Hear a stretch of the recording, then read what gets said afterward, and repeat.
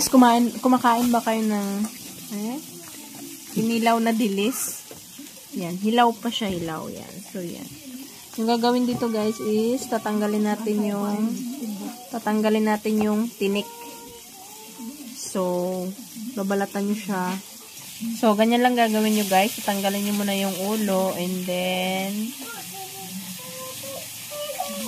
yan, parang nagdadaing ka lang din. So, yan, tatanggalin nyo yung tinik sa gitna. Yan. Kukunin nyo lang yung laman. So, yan na yun siya, guys. Yan. So, okay na. Nakuha na natin yung laman. Yan. Next process, guys, is ito na siya. Yan.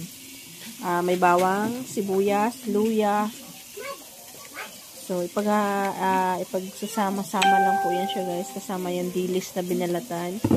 And then, lalagyan natin siya ng lalagyan din siya natin ng suka and then ng asin. Tapos, hahalu-haluin nyo lang siya, guys. Yan. Kinilaw na dilis.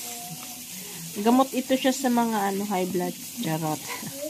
Hindi, malakas to siya magpa-high blood, guys. Kaya sa mga may low blood dyan, ayan, pwede ito sa inyo. So, ito na siya, guys. Tikman na natin, guys.